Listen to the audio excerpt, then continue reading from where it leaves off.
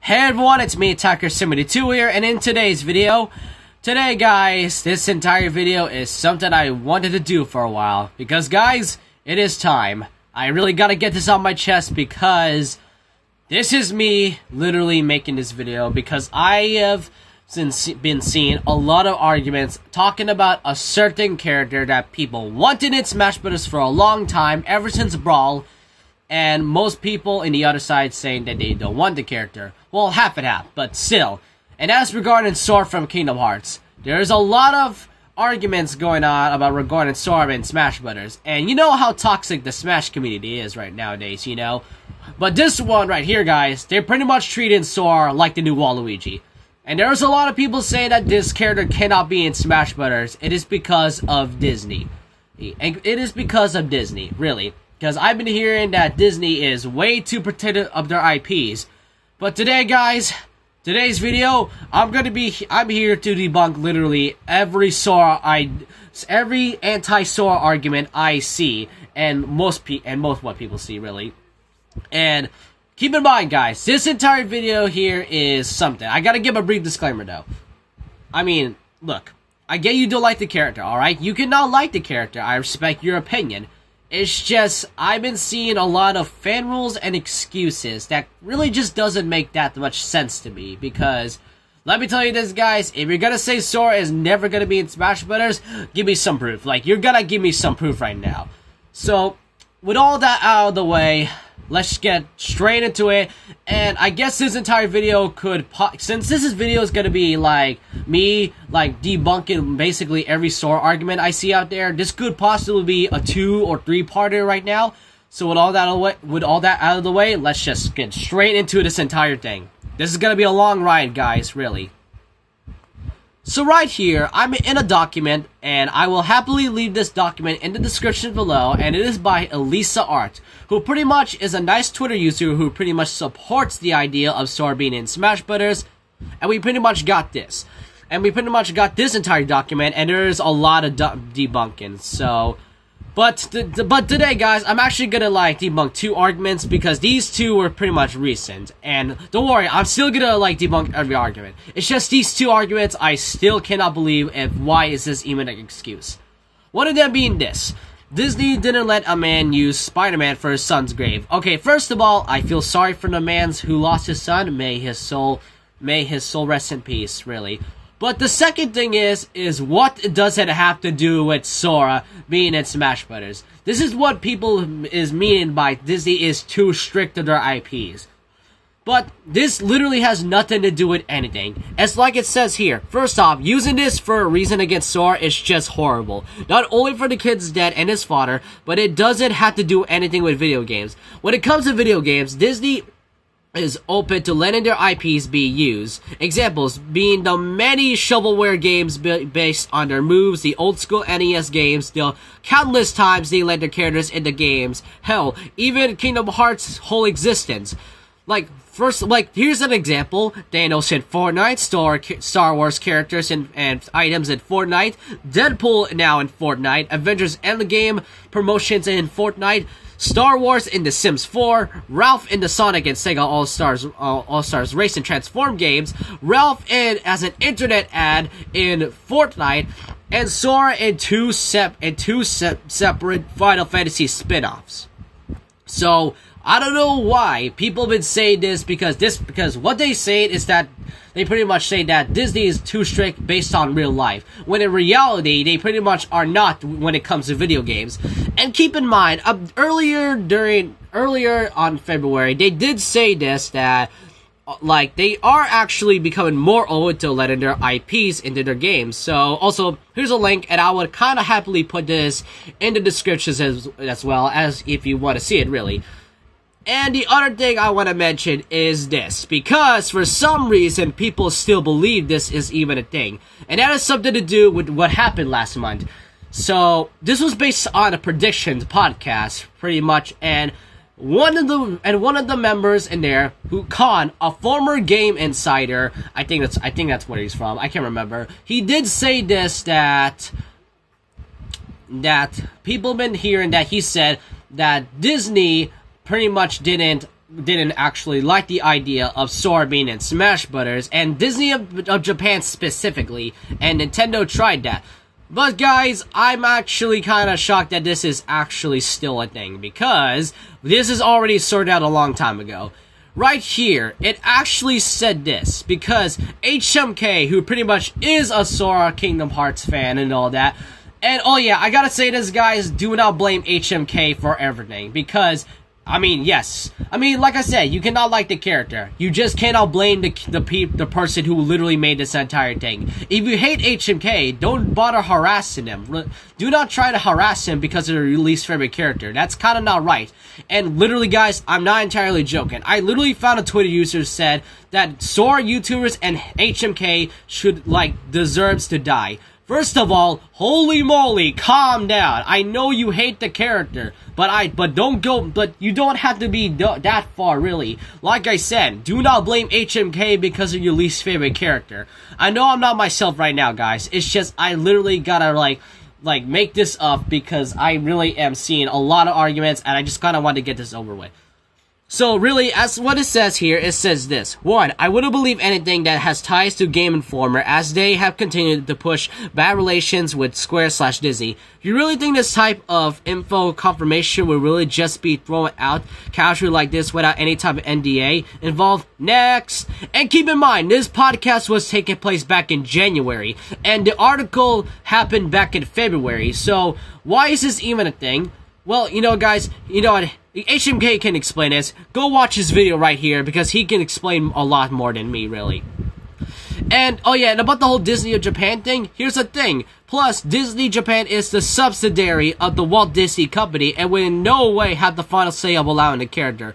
So to even suggest that the branch of the company would be the way is a bit off. And keep in mind, this is the same Disney Japan that actually talked to HMK about Sora being in Smash Brothers. They're not opposed to the idea. They actually kind of find it considering interesting, really, because they would not miss an opportunity. Look at Banjo, really. Plus, like we said, this is all speculation and predictions. And I heard on Twitter say that what Khan said, he said in the past.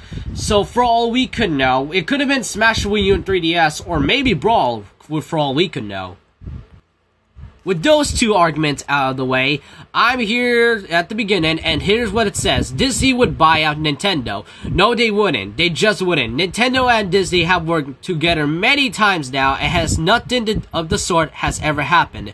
Disney has also worked with other gaming companies before, and again, nothing of the sort has ever happened. This argument is just ignorant. And, yeah, and let me tell you this, guys, Microsoft actually did that once, and it didn't go so well, really. Here's the thing, because I'm surprised people have been saying that Sora is still Square Enix.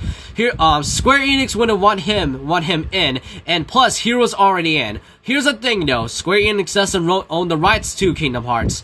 They make the games, sure, but the IP is legally owned by Disney. That includes all the original characters in the world, such as the subject of this document, Sora. And 2, all Square Enix have a say in is when they're asked by Disney about it. Disney asked them, namely Tetsuya Nomura, the character designer, out of courtesy and respect. They always do this because they don't want to portray Sora in a way that would go against how he is in the games. That's all they would be involved in. And also, just because Hero is in Fighter Pass Volume 1 doesn't mean that Sora doesn't stop Sora in any way. Here's another thing. Sora would have to come with fourth-party stuff. False. Sora wouldn't need to come with any fourth-party Disney property. Sora has appeared in other games as a crossover, like his appearance in the Final Fantasy spin-offs, and he was just on his own. Next, Donald and Goofy would need to be with him. Again, false. They weren't with him in other crossover game appearances. Anyway, Sora has also been on his own and had different partners throughout the Kingdom Hearts series. Dream Drop Distance is a great example. Sora's partners in that game were his Dream Eaters. In fact, Donald and Goofy had a very minor role in that game, so clearly they aren't needed. And yes, guys, and in case you're asking, yes, I did play that game back then. Disney wouldn't allow Sora to be in another game, and here's okay, this is the argument I've been hearing a lot for a while. And let me tell you this, guys, this has been factually incorrect for years. Not only do they let Sora appear in Final Fantasy spin-offs, but they let other characters of theirs appear in other games. And I already explained that, but you can read through this entire thing just in case. Also, Disney has gone on record saying that if the fans want Sora in Smash, they would let it happen under the conditions of Nintendo approaching them about it. And with Square Enix and Nomura approving it when they ask him out of courtesy. So yeah, guys, that's all. They're just gonna, and like I said, the whole podcast is not literally factual.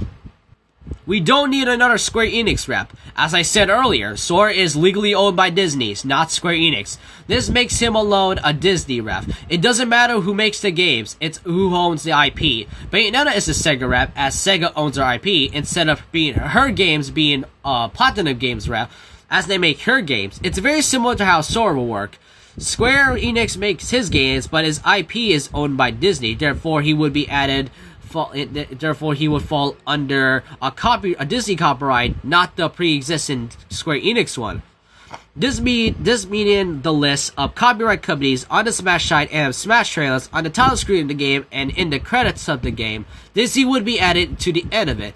Sora isn't a Square Enix rep. He's a Disney rep. End of story. We don't need... Wait, wrong one. He would be too much like Robin and Hero. No, he really wouldn't. And if he was, why does it really matter? No character on the roster are currently 100% unique. And a perfect example is Young Link, Toon Link, and also, and obviously Link. Ganondorf and Captain Falcon are also one as well. Literally every character has similarities to another character, so this would be nothing new, really. Spells aren't unique to Robin or Hero, much less would be focused on Hero's moveset. Yes, he has that, but he has a lot of him more than that. And you know what? Watch HMK's video for more information on that. Okay, this is what I actually want to talk about, because I've been hearing this a lot now. He's an anime sword wielder. We have too many of those. This argument is very biased and subjective. Sakurai doesn't care what a character is. He'll add them if he wants. The Keyblade is much less like a sword and more of a staff in the way it's used.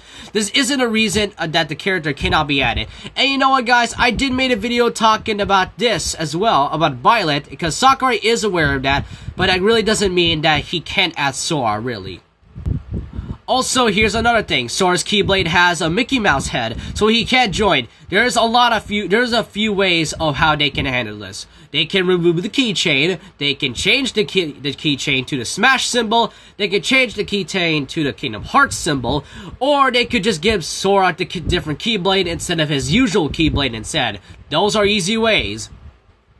This is also another thing, because this was said here. Shinji Hashimoto said it wasn't happening. There's a few ways to explain this away. It could have been happening. It could not have been happening at the time, because back in November of 2018, all the characters were already chosen for Fighters Pass Volume 1. 2. NDA. Under NDA, you can only deny. You can't give any details or anything about it. Just deny. Because what makes you think he could just say, yes, he's coming to Smash Brothers? And 3, he could just not know, really. The deal for Sora would be between Nintendo, Disney, and Tetsuya Nomura. Why would he have to be knowing anything about it? That third fact is actually right. For all we can know, he could have not known about it, really. What could Sora bring if he can't bring Disney stuff? Simple. This is HMK's video. He pretty much made a content on literally a lot of Disney concepts, really. There's plenty he could come with that still represents Kingdom Hearts just fine. Alright, here's the thing, because I've been hearing people saying that if Sora gets hit, he gets 2 music, because Square Enix is pretty greedy. Okay, here's the thing, it said this. No, he wouldn't. Music for games made by Square Enix are copyrighted to the composer who made them. It all depends on if the composer is willing to cooperate. Like, clearly the Final Fantasy VII Nobu, I can't say the name, I really apologize, wasn't willing to cooperate, hence why we only got 2 songs. Dragon Quest composers Koichi Sugiyama wasn't willing to cooperate either, hence why we only got 2 songs per Dragon Quest rep. So 4 reps equals 8 songs, and all of them are the bad MIDI versions. But Kingdom Hearts composer Yoko Shimomura, however, she worked on plenty of Smash remixes for than one Smash game. She has close ties with Nintendo, working on music for the Mario and Luigi series, so she would 100% cooperate with this and would probably gladly make some remixes for it. So Sora come with more than 2 songs is entirely possible and would likely what would happen. Alright guys, this is pretty much the entire thing because there's still more, but I am gonna continue this in part 2 of this video. So make sure you guys see that, and keep in mind what I said in the disclaimer. I am not making this video just because I disagree with your opinion. It's just one of your reasons and proof just really doesn't make sense, and your Smash fan rules, really. So with all that out of the way, make sure you guys see part 2, and I'll see you guys later.